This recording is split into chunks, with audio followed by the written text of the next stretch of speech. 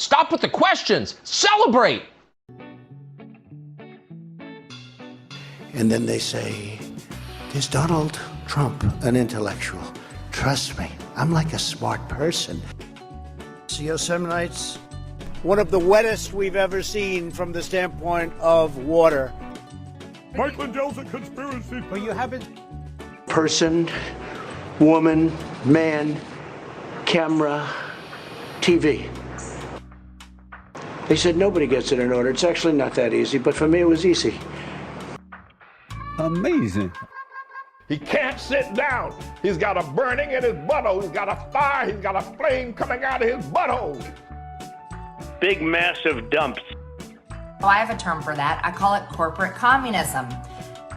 Somebody sent me a thing this morning where they're talking about putting the vaccine into salad dressing. You see, this is a simple meme that you would find on the internet, but this meme is very real. You ain't seen nothing yet until you see the flaming butthole. Putting us on our knees to China. Now witness the firepower of this fully armed and operational battle station. I'm a fatty fat though.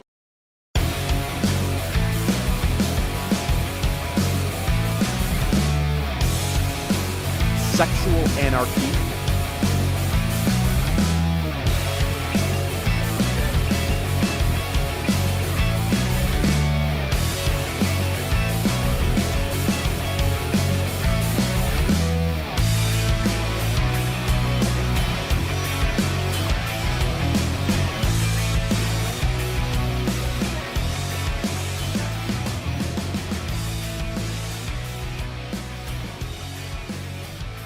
It's Thursday.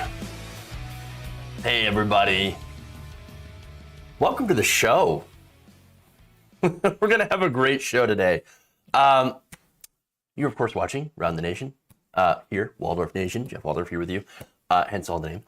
So we got a fun show. It's fun and interesting. We got Mike Pillow. I know, again, the pillow segments are fantastic.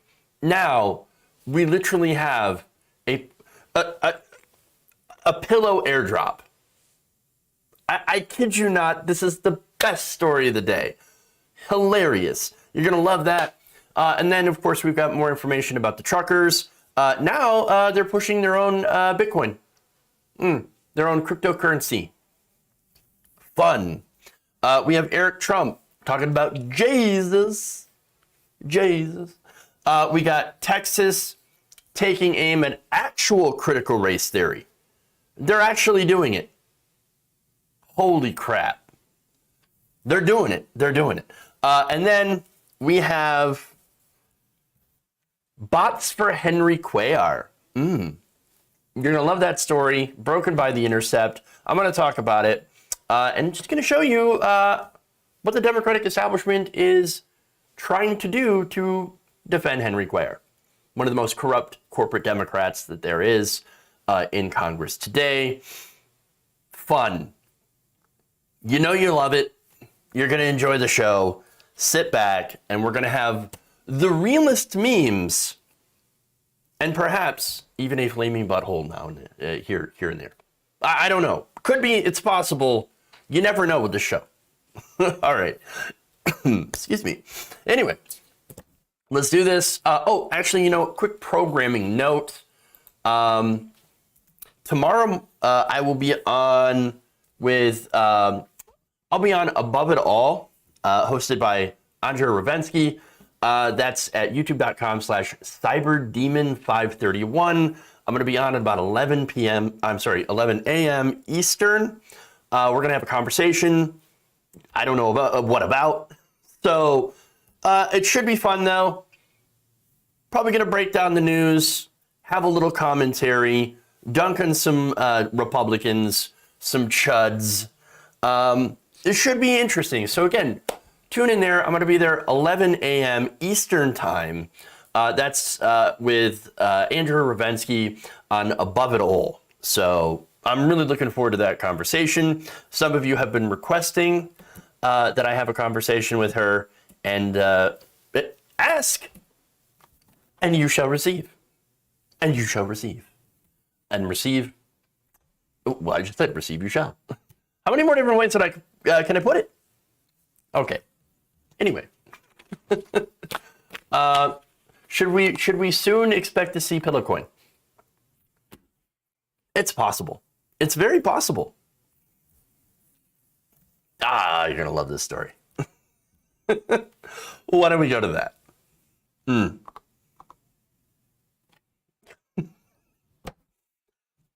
Everything about this story is fantastic.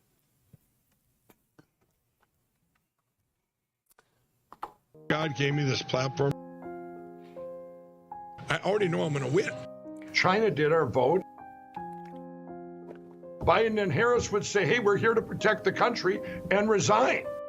Mike Lindell's a conspiracy. But you haven't. Just forget about the evidence. This was attacked. You know what time it is. Pillow talk. So, Mike Pillow, or My Pillow CEO Mike Lindell, wants the members of the Freedom Convoy to know that he has got their back. Or their neck, or whatever. And he is doing so by organizing an emergency pillow drop over Canada. Everything about this is great. So now, speaking to the Daily Beast about his plan to get free pillows into Canada, which originally, by the way, he was trying to ship in a truck full of what he says is 10,000 pillows, and included 1,000 Bible pillows. Interesting.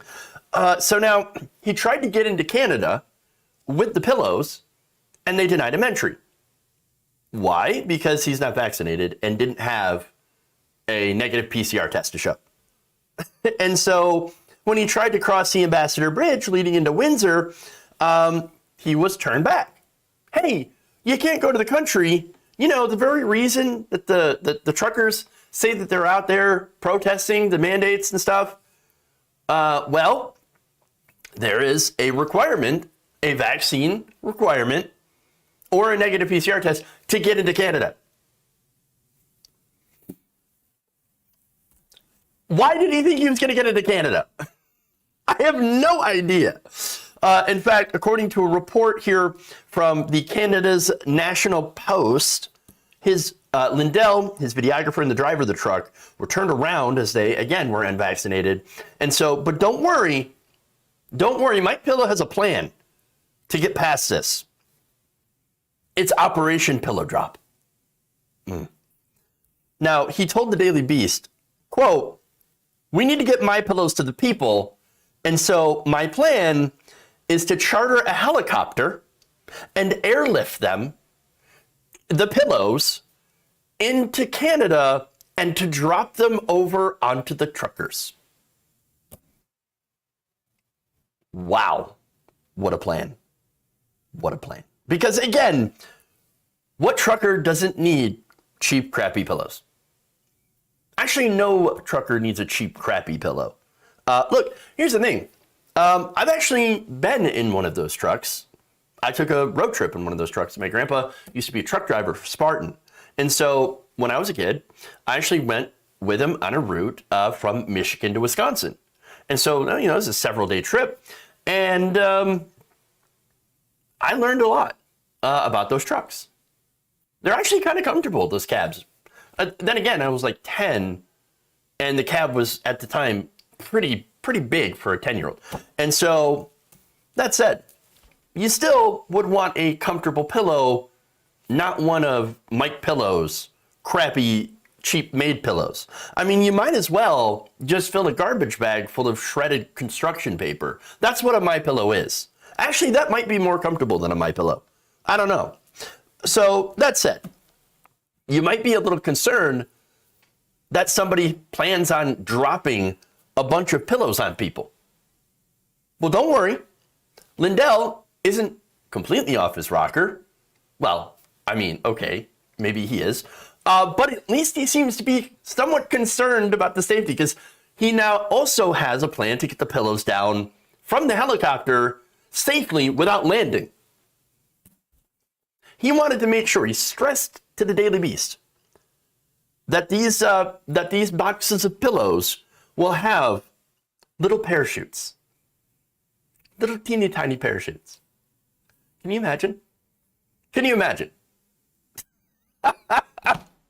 little teeny tiny parachutes in his boxes of pillows. That's hilarious. He told the reporter, make sure you put that in, or it could be dangerous. I'm pretty sure, look, it's Mike Pillow that needs to remember to put the parachutes on the pillows. Okay, we got to remember to put the parachutes on the pillows. We don't want people getting hurt by the pillows. My God. Yes, it could get very dangerous if you don't put the parachutes on the pillows. But we're having a conversation about airdropping pillows. All right? My God. Now, asked where he was going to drop the pillows at, he said, unsurprisingly, I cannot give the location out, and it is no joke. Well, who said it was a joke? Did somebody say it was a joke? Did somebody laugh? I don't know. I guess. But when you've got to come out and say, no, I'm serious. I'm not joking about this. Well, odds are that everybody thinks that you're a clown. But here's the thing, right? Here's what he said in that interview.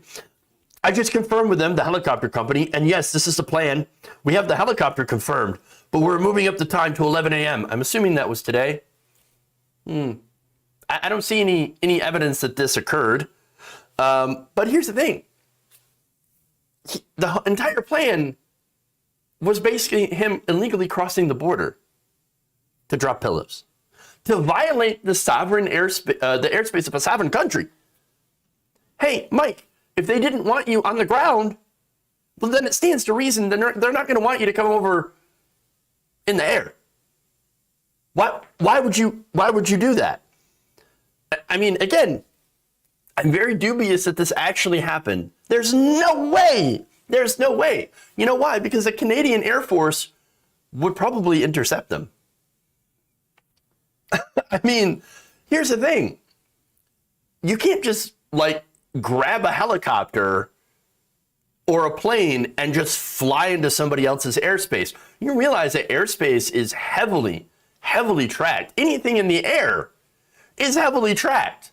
And even to leave some of these airports, to get cleared to leave, you have to file a flight plan with the FAA. They have to know where you're going and what route you're taking. And of course, that's not like, oh, we need to track you to make sure you're not going to go deliver pillows to the truckers. No, it's so that you don't have mid-air collision. Again, and here's the other thing, right? Even if he did take off without permission in his little helicopter, his little pillowcopter, right? Well, there are things called radar. I know, it's been around for a while.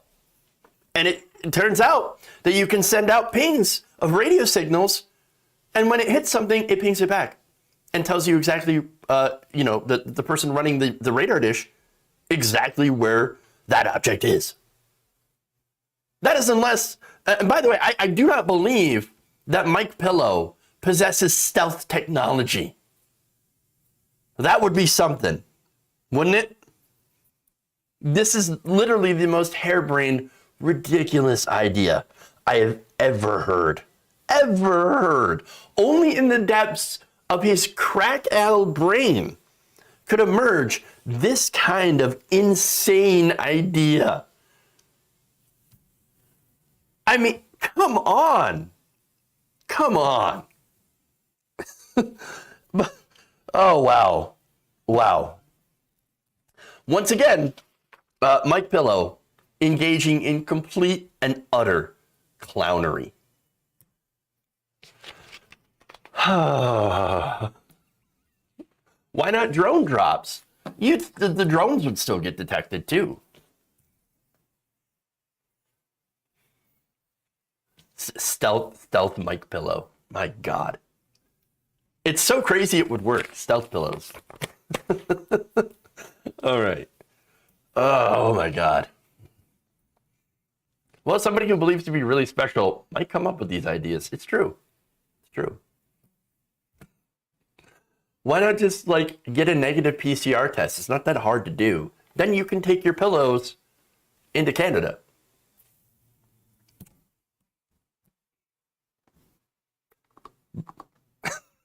Okay, anyway. Let's move on. Let's go to the Freedom Truckers. Freedom Truckers.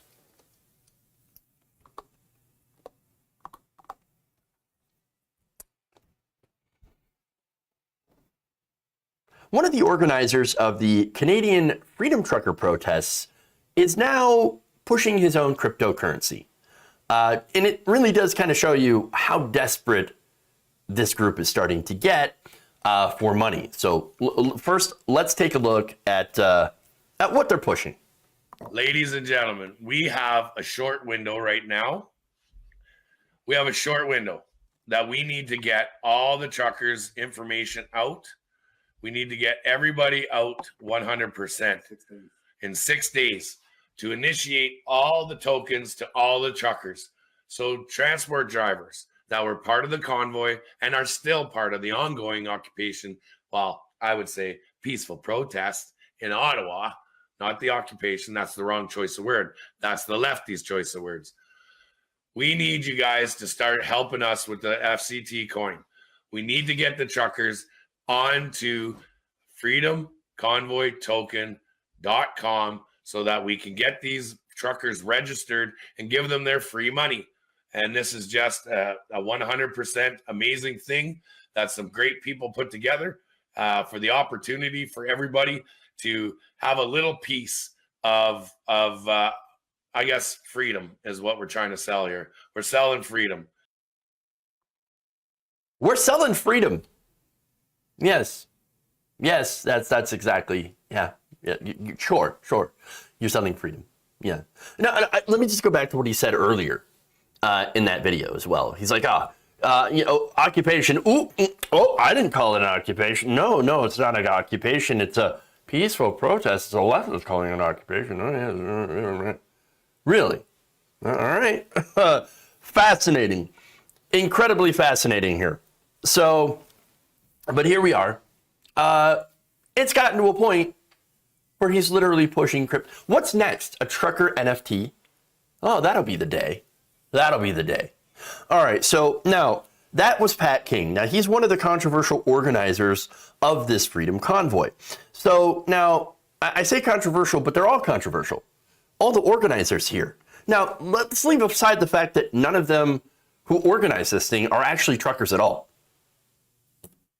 Isn't that amazing? For one, we're going to organize a trucker protest, but we're not truckers at all.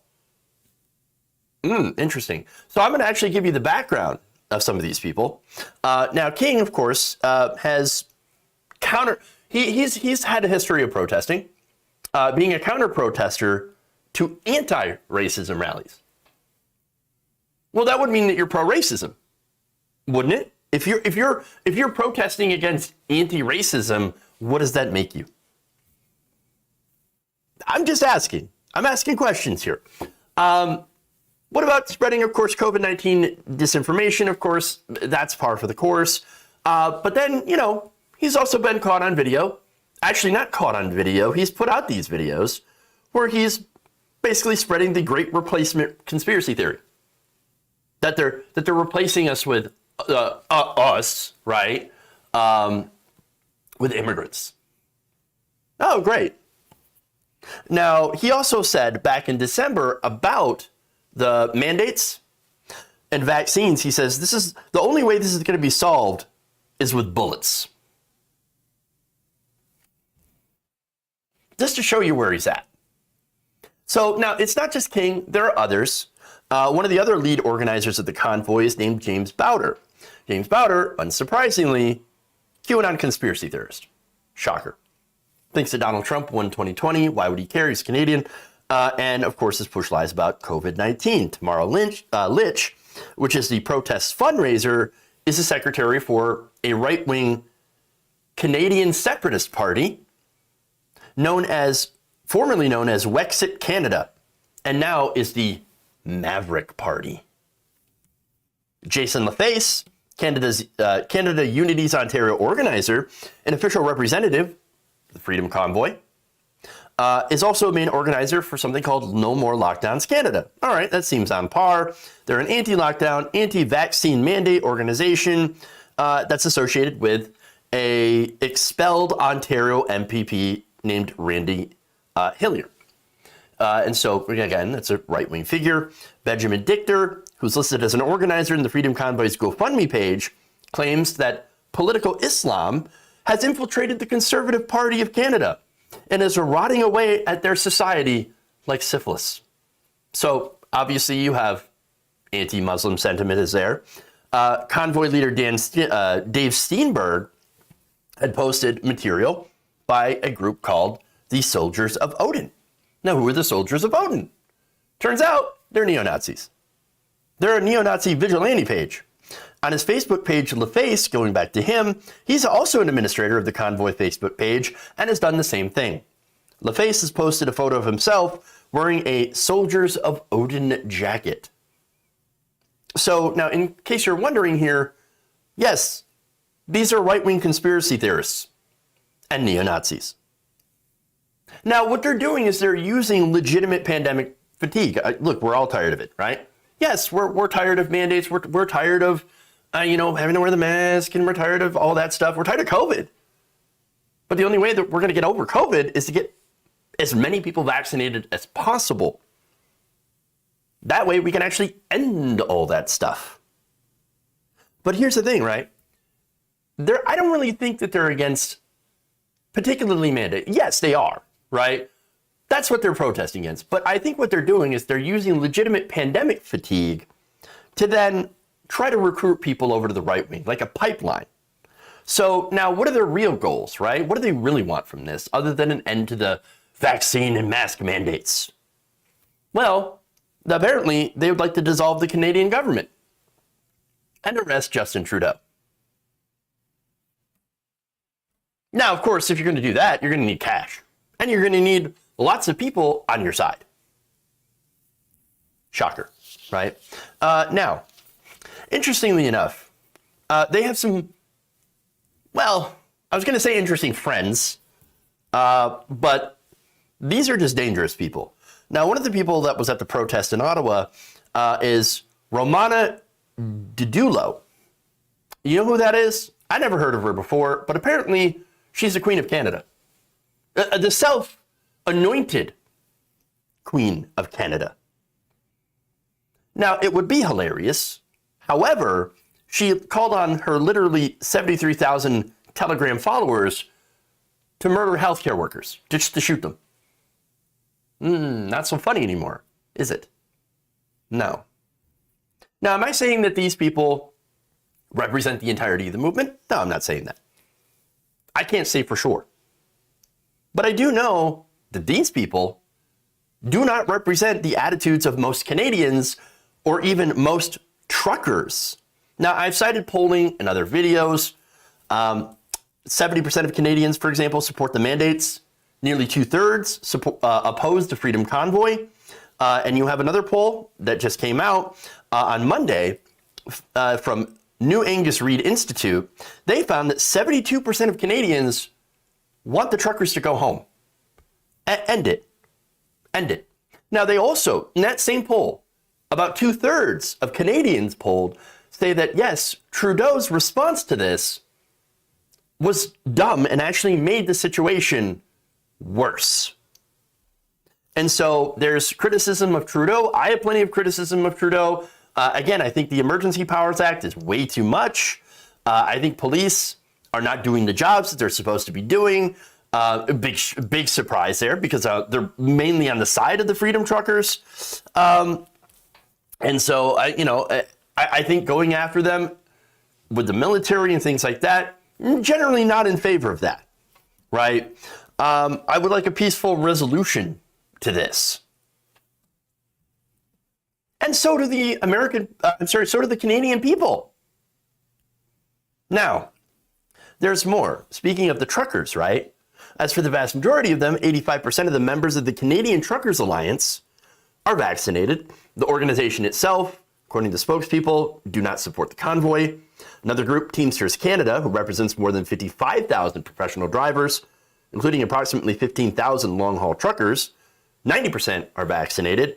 They said that the protest says this, quote, serves to delegitimize the real concerns of most truck drivers today. The statement said that the convoy and the despicable display of hate led by the political right and shamefully encouraged by elected conservative politicians does not reflect the values of Teamsters Canada. The Private Motor Truck Council of Canada noted concern about the convoy's racist remarks, citing the comparisons to Nazis and communism. The Atlantic Provinces Trucking Association and British Columbia Trucking Association also criticized the protest. The Canadian Labour Congress called the protest in Ottawa, quote, an occupation by an angry mob trying to disguise itself as a peaceful protest.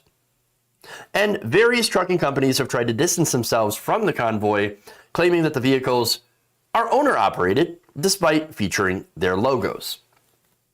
That's what these groups that represent truckers actually do think about this. So, look, I'm going to say, once again, this movement is not about freedom. This movement is not about helping the working class.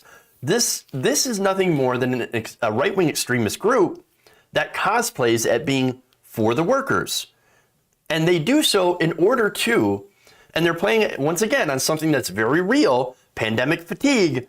They want to use this situation to pipe normies, normal people, and people who consider themselves to be on the left over to the far right. That's the whole purpose of this entire thing. And now think about it this way. When you're on the side of neo-Nazis, separatists, anti-vaxxers, and police, because when you look at the differences here and how this protest is treated versus indigenous protests, for example, in Canada, you start to notice, and by the way, water protectors as well. They've treated them with kids' gloves. Whereas indigenous people send in the police. They go and they crush these protests by indigenous people, but when it comes to the truckers, they don't lay a glove on them. Unless they're forced to. That's the thing. You're going to be on the side of the police? Now, the other side, of course, of this situation isn't the left, right? No, it's the people that want to get everybody vaccinated and put the pandemic behind us. That's what we want to do. We want people to stop dying. Now, one more thing for lefties that support this. I'm no fan of Trudeau or Joe Biden. And I'm also not a fan of giving the state more power to crush protests. What do you think you're doing by allying with people on the right? You're giving them more power and more justification to take more power. And of course, they're going to use that against the left. You're helping establishment liberals like Trudeau get more power, take more emergency actions. This entire emergency action thing, once again, it goes beyond the scope of what they're actually dealing with in Canada right now. And Trudeau is more establishment lib than you could ever get. And he invoked that emergency act and now, again, is using those emergency powers. That's a dangerous precedent to set. And they're still, of course, doing kids' gloves against these protesters. But see, you might think that you're doing solidarity. Understand, when is the right, and let me ask you a question actually, when has the right wing ever come to defend left-wing protests? Were they there when Obama was crushing Standing Rock? Were they in solidarity with George Floyd and the protests there? Were they with Occupy Wall Street? No, these right-wing groups are always on the other side. They're on the side of the people that are crushing us. They will always be. In every single one of these instances, these groups are either silent or they're on the side of the oppressor. It makes no sense to ally with them at all. By the way, from these right-wing groups that have infiltrated into police, by the way, and government, they have made it legal to run over Black Lives Matter protesters in a lot of states in this country, in America. No, it's ridiculous for someone who's on the left to support these truckers. All it is a pipeline to take people from the left, stick them in the far right. That's all it is. Know who your allies are before you trust your back to someone who's more than likely going to put a knife in it for their own gain. That's who these people are. Do not trust the fascist right.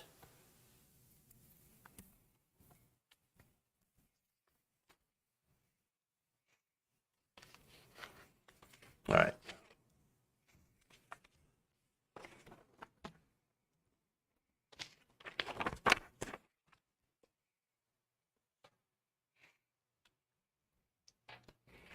Respectfully disagree. This particular road closure was a way to damaging to way too many of the working folks on both sides of the border. Thus, action was in fact more than necessary. Well, so here's the thing, right? I don't think we disagree. I just don't think Trudeau should have invoked these emergency powers that he didn't need. The police have more than enough powers to clear that road. You know what I'm saying? Of the actual trucks that are blocking the way.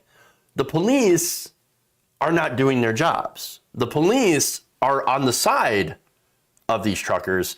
And therefore, if you're not doing your job as a police officer, you need to be fired. You shouldn't be a police officer. And so I get that that's the argument for using those acts, but I still am very wary of giving more state power, more unilateral powers to presidents or prime ministers in this case, to declare people terrorists or freeze their bank accounts and things like that. Because I just think there's way too much possibility for abuse in the checks and balances. So, but generally, I think we do agree that this was a problem with the road closures as well. All right.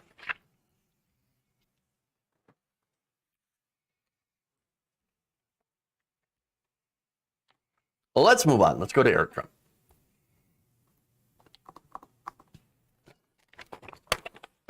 The police are on the side of the right-wingers because they are the right-wingers. The financial seizure aspect of the Emergency Act is one of the most nefarious, or the most nefarious thing. It certainly is problematic, for sure. I don't know if it's the most nefarious thing, but it is problematic for sure. Well, I do agree with that.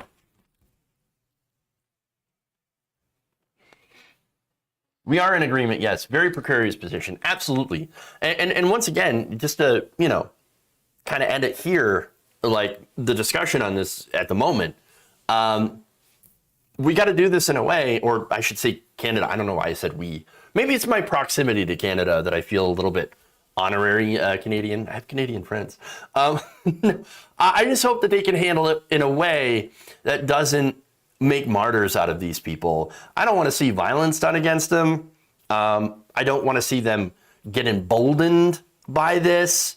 I want to see it resolved in a matter where it's, where it delegitimizes their position and actually makes them look weaker. I don't know how that's going to work out, or if it's going to work out that way. Trudeau, I think, has certainly made a lot of mistakes on this, but that's just my hope. I can see Canada from my house. I probably can. No, I'm not quite that close, but Facebook isn't restricting Pat King's feed. He had like 25,000 people on his live this morning. Yeah, unfortunately, yes. And then, of course, is from, Fox News and right-wing media. They're constantly putting out his message, the amplification. All right.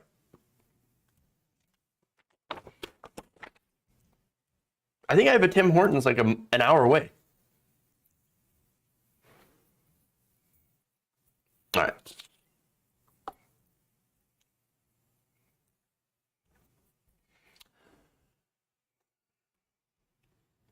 Eric Trump says a lot of really dumb things. This is his newest one.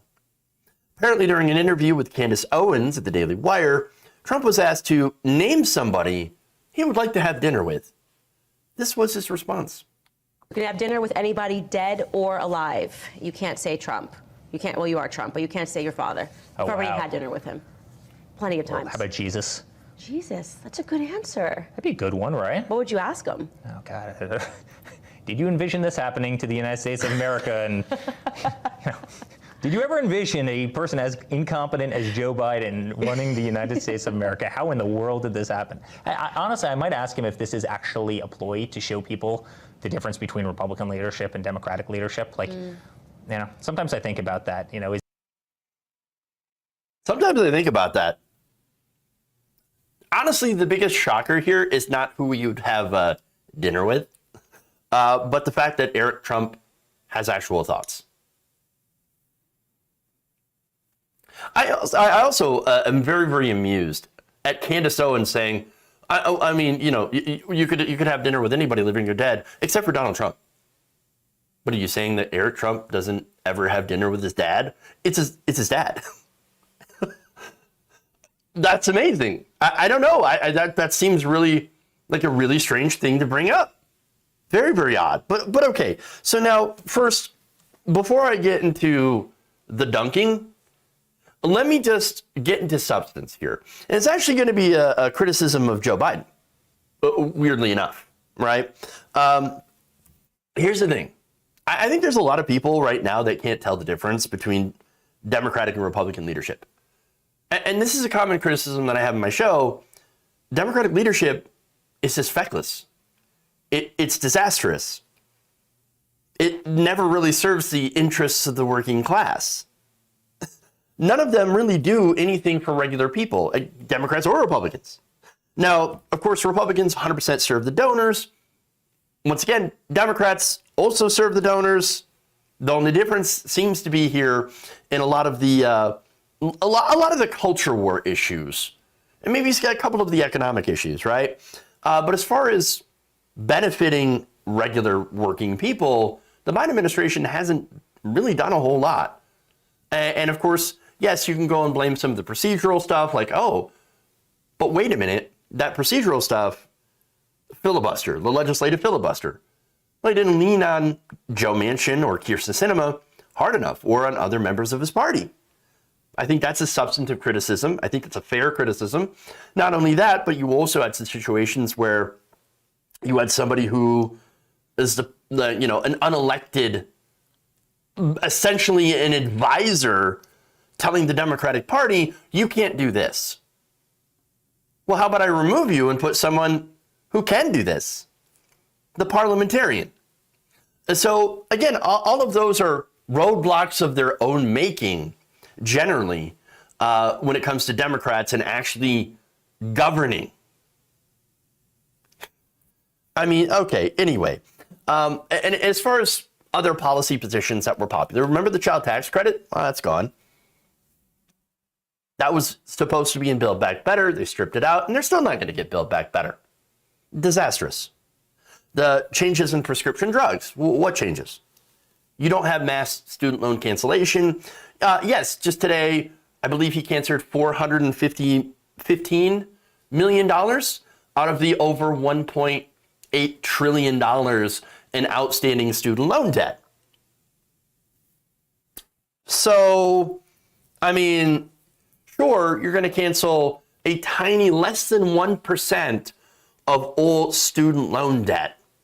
I don't think that's really going to fly with the majority of the American people, because they're not seeing that relief. But now, as far as other, I should say, similarities, Biden is using Trump's immigration policies. Vox reported last month that the Department of Justice is still fighting in federal court for border restrictions that have barred most asylum seekers for entering the U.S.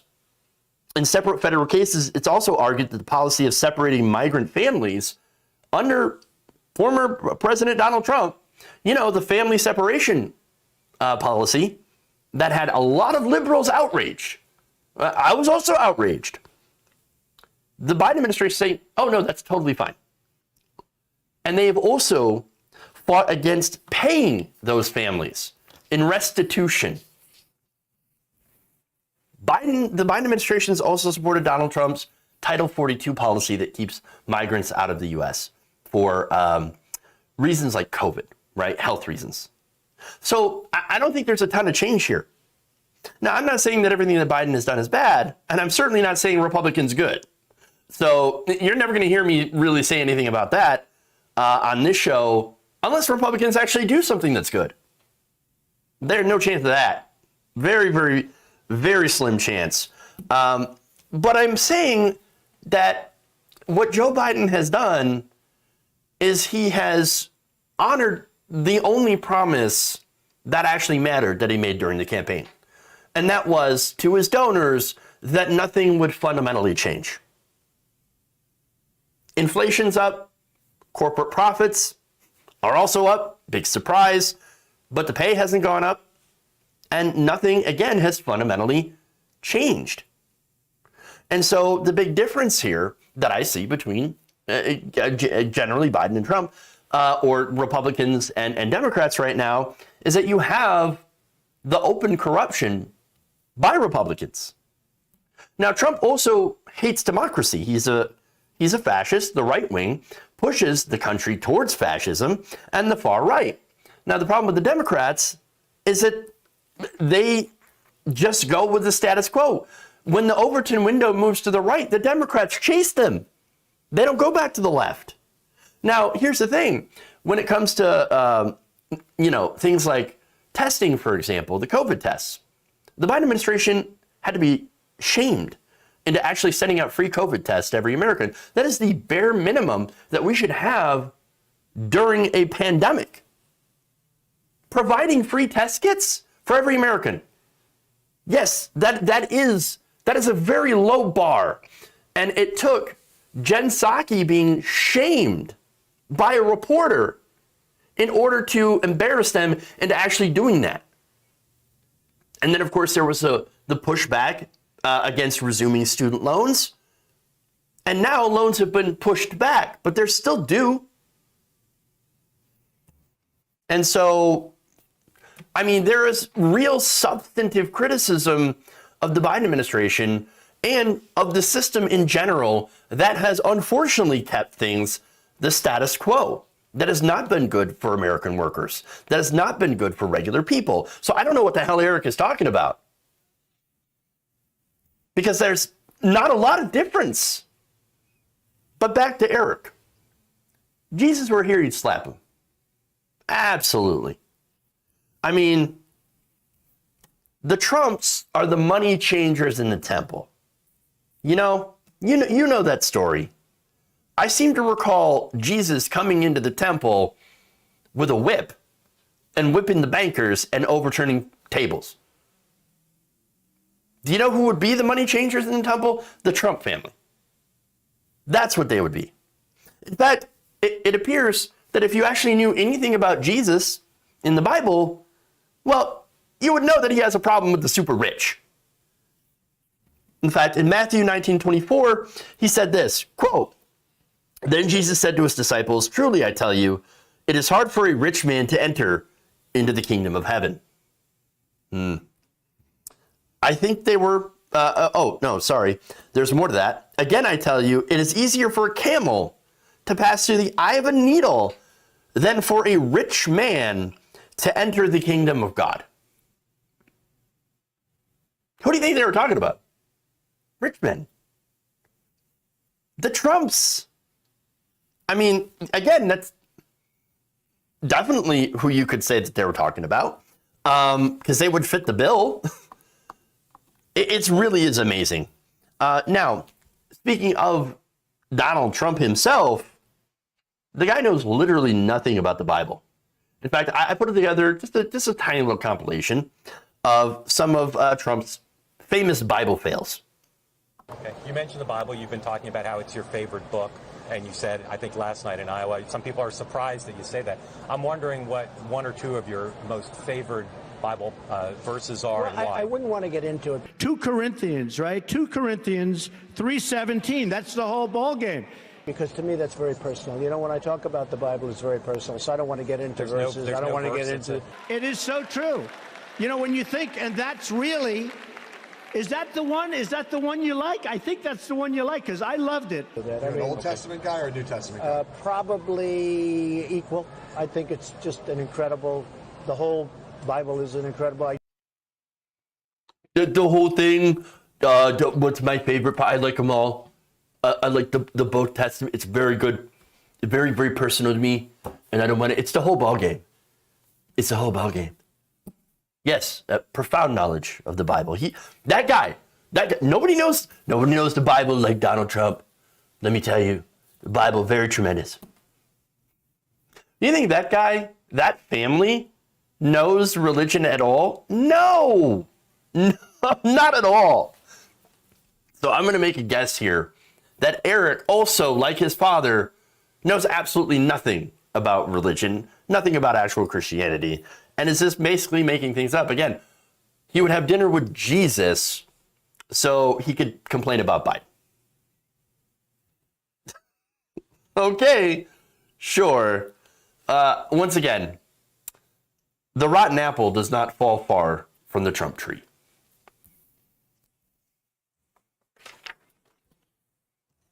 They hit all 7 deadly sins every day, 24 times over. That's a good one. That's a good one. Okay. You ready for a critical race theory story?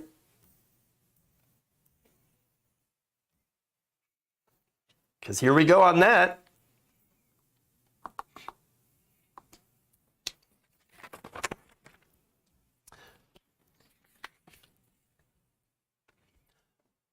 Part of the successful war against critical race theory in K through 12 schools, a war that was, by the way, so successful that the Republicans literally could have done nothing, and yet critical race theory would have never been taught in K through 12 schools.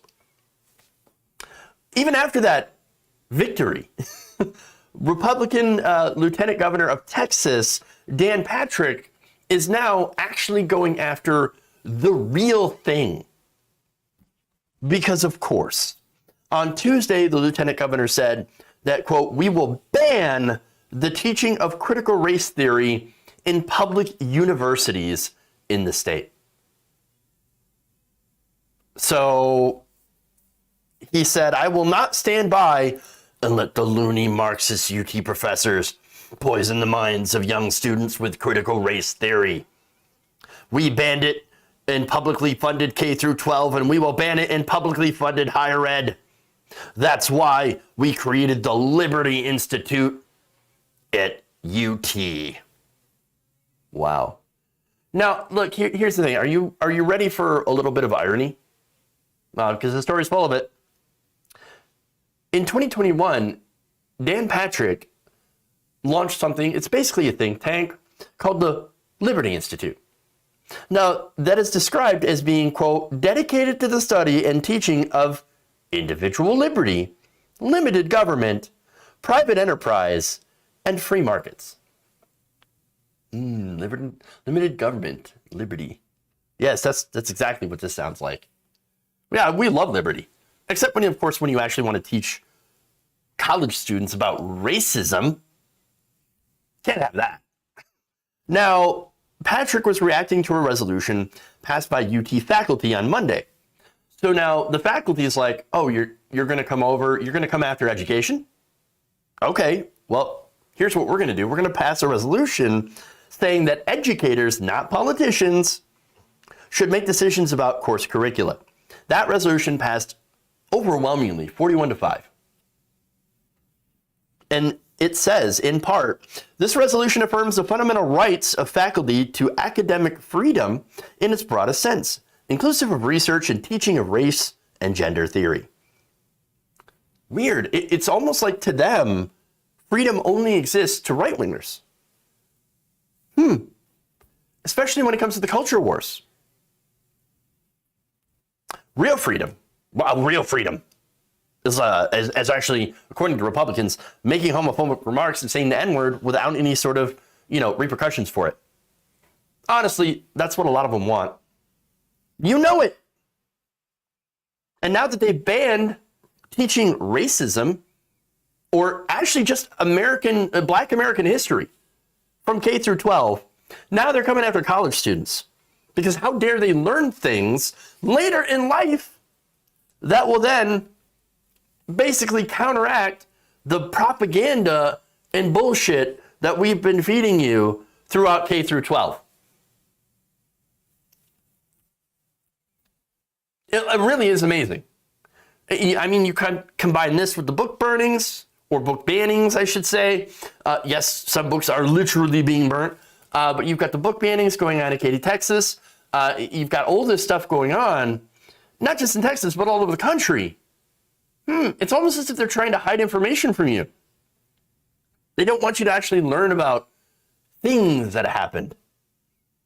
And by the way, they're using a very well-funded, shady organization in order to do this. In fact, the Texas Tribune had put out a report last month saying that, quote, legislators have already approved initial funding for the Liberty Institute, putting about $6 million into the 2022-2023 state budget without giving any details of the project's aim. University officials have also committed $6 million towards the project. And of course, you have other gigantic GOP funders, Republican conservative funders as well, giving money towards this. All involved have been vague or silent about their plans when asked by faculty and student groups about what they're going to do. And they've repeatedly denied interview requests from the Texas Tribune about the project's intent, budget, and who was involved. Yes, because that is definitely seems like something that is fully transparent and for good reasons. Oh, of course, yes. Not at all designed to push an agenda through the use of lies, omissions, and the heavy hand of big government. The thing that they're supposed to hate. I mean, I guess government is only too big when it tries to stop corporations from screwing us over. But when it comes to the state literally trying to ban education in a college setting, which, by the way, college students get student loans, they pay for it. They're paying for this education. And yes, there is taxpayer funding of this education as well, but they're trying to ban it and prevent you from learning certain things. This whole thing is ridiculous. Once again, a great example, a fine example of political correctness. This is PC. That's what it is. Republicans, you have to understand that party, they're the party of censorship and the party of political correctness. Learning about critical race theory, it may be factually correct, because all that stuff, again, it's basically the study, and it's a college level course where you learn about the impacts that slavery and racism have and have on our current government today and have had throughout history. And it is that comprehensive analysis of those effects. But they don't want you to learn that. They don't want you to learn that. Yes, that may be actually correct, but it's not politically correct. No, what's politically correct is to say that racism never happened and that the United States has always been wonderful and excellent to black people. And the slaves, they were happy to be slaves. Yeah, yes, because they came over here and they found Christianity. Absolutely ridiculous. This is just, again, big government, in the case of the Texas government, forcing political correctness on schools.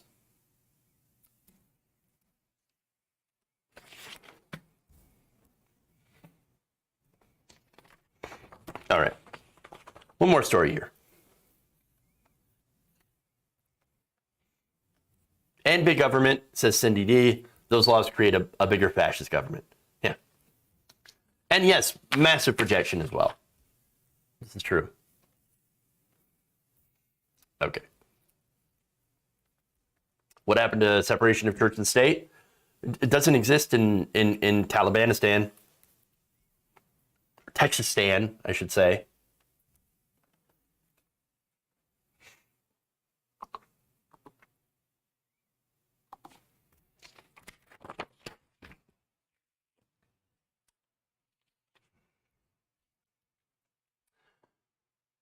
Democratic Representative Henry Cuellar has had some difficult times lately.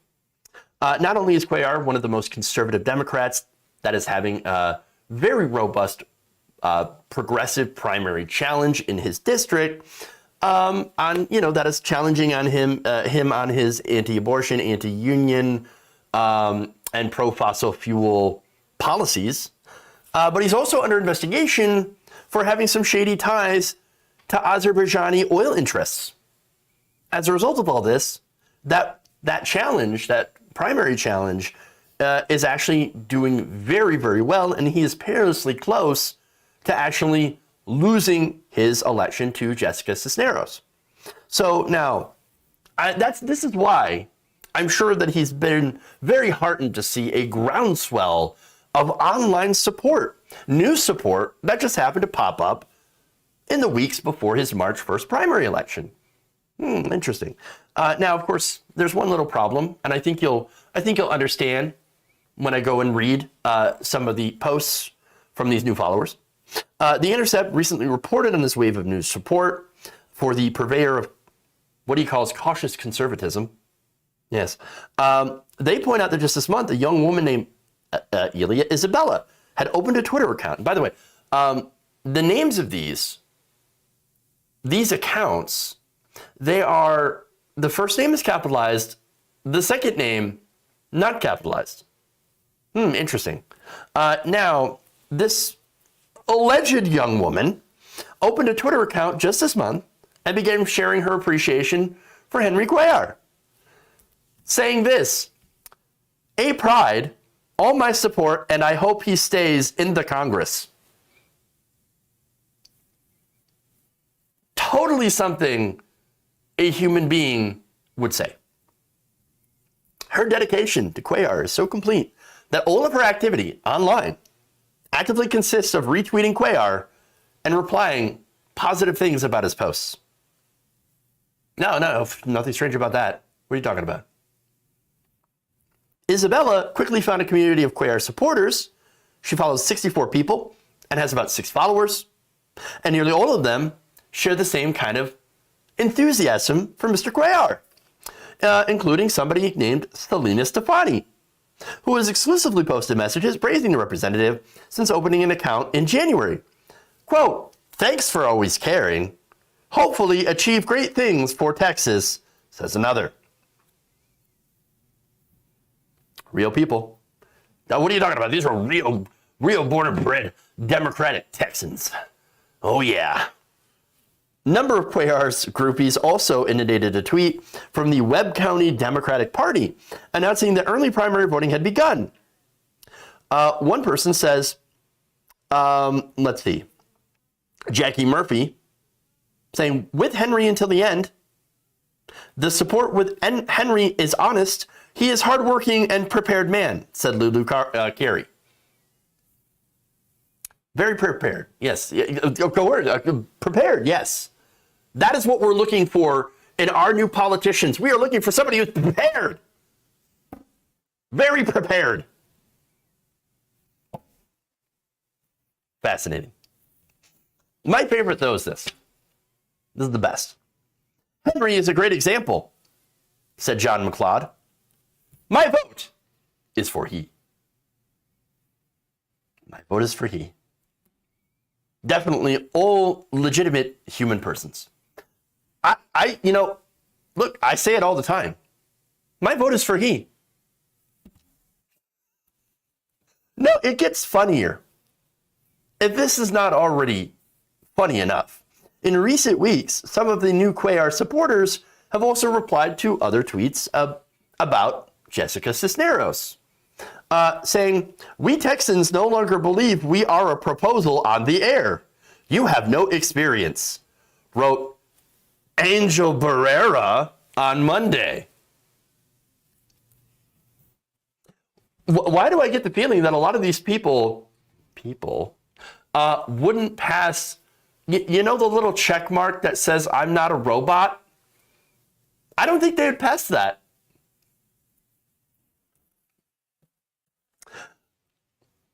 Jackie Murphy again replied to CNN an article about the primary, saying, "I'm not convinced by Jessica. She doesn't have what it takes." When it comes to issues, in response to Cuellar's tweet for Safer Internet Day, in which he joined Representative Susan Wild in calling on YouTube to remove a "how to tie a noose" video, supporter Sasha Hill wrote, "These are the important issues that we must prevent." Excellent, Henry. Oh, am I just adding that computerized voice? I didn't even notice. Regarding Cuellar's support for an electric vehicle grid, Kelsey Gray wrote, "Everything is to benefit our economy." Excellent, Henry. You have our support. He has their support, but interestingly enough, they realized that when The Intercept looked into this, they found out that a lot of these people didn't actually follow him on Twitter. That's very strange. You're going to vote for him, but you don't follow him. Interesting. Very interesting. Now, look, obviously, these are not people. These are not legitimate human peoples. Okay. No, they're not real. They're robots. They're bots, and he's buying bots, and it tells you a couple of different things. Okay. I mean, he's buying the followers, and you look at this. A bunch of new followers just happened to join Twitter a couple of weeks before the primary, and only tweeted about the primary. Very, very obvious, right? But again, this shows the desperation of the campaign. I mean, he's so desperate to claim that he has grassroots support from regular Texans, right? So he's got to buy bots and followers. And the other thing that's funny about this is just how obvious it is. I don't think they realize it. I don't think they realize that you can just see right through them into their shiny metal frames.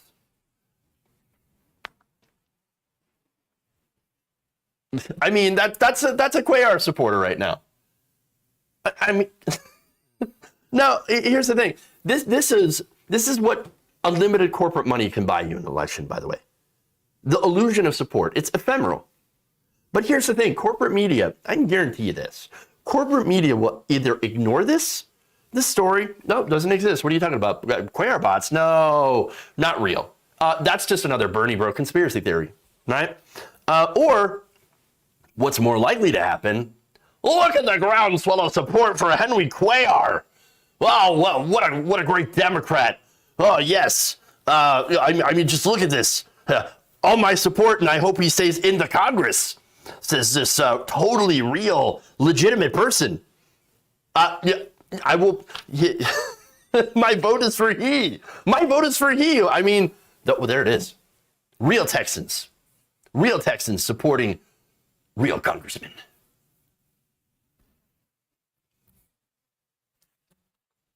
All this is again, when I saw the story, I immediately thought, oh, well, that's where Correct the Record came from. Or not came from, sorry. That's what they're doing now. Oh, that's where David Brock's troll army went. And by the way, corporate Democrats, a lot of the news is focused on the Russian bots, right, for the last couple of years. Well, Democrats also do bots. You had Sally Albright that literally ran a bot network that would go and do negative comments whenever Bernie Sanders was mentioned on his Twitter, or on like news posts. You'd have all these Correct the Record trolls, and this lady that ran this bot network that literally stole people's photos, got kicked off Twitter for it, and then got kicked off again for flouting a Twitter ban for creating these bots. I mean, this is what they're doing. This is what the Democratic establishment is doing in order to stop progressives. They don't have any support, so they just make it up. They just buy it. That's so sad and pathetic. And again, it's the corporations, it's the party officials, it's the oil CEOs. It's all the people that are lied to by corporate media about progressives. People watch CNN, MSNBC solely for all of their programming, and immediately take the establishment side, the corporate side on everything, right? Those are the people that these bots work for and represent. And that's who Cuellar works for too. Cuellar does not work for the people, and he's not he doesn't represent the people, and the people generally do not like him. And I'm not exactly surprised. And none of us should be. All right. That's all I got today. That's all I got time for anyway. Please like and share the stream. Very important that you do so. Why do you hate human Cuellar? Henry is gray, human, Texas, human, agree. Okay, anyway. Don't worry, I'll give you something. Okay, so before we go, I just want to, of course, read some super chats. All right, so let me get to that. I haven't read super chats or any Twitch messages. For one, Rachel Wren 0408. Thank you for resubbing for a month, tier 1. Appreciate that. 8 months. That's awesome. Thank you so much. Let's get to our super chats here, and then pull that up.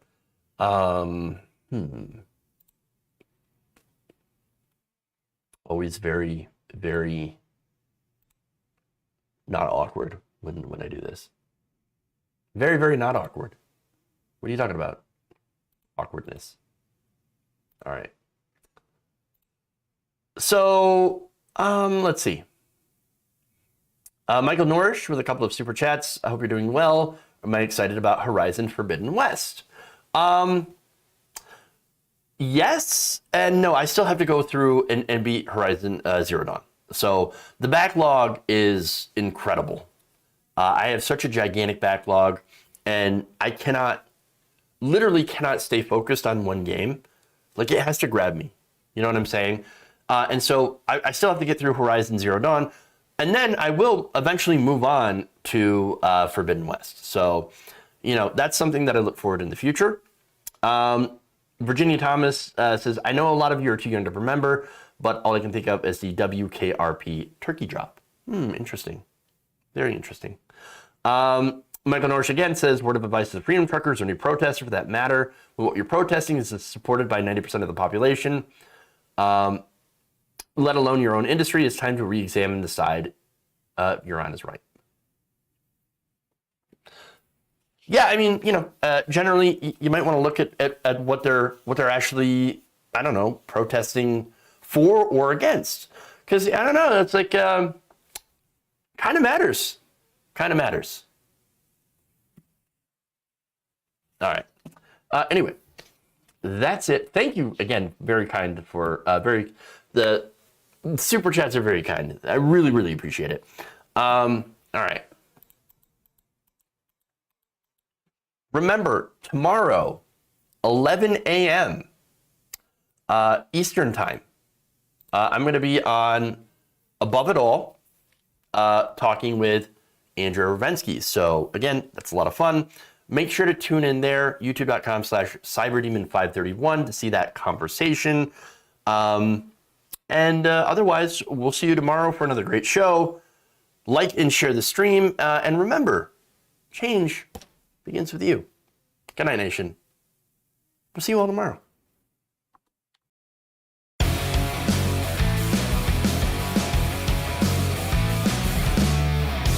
Obama.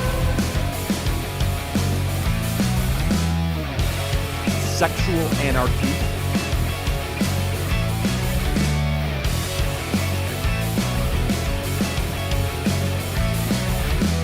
They want to make you drink Starbucks every day from now until forever.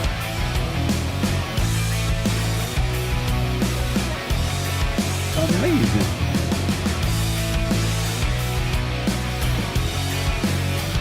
Mike Pounds.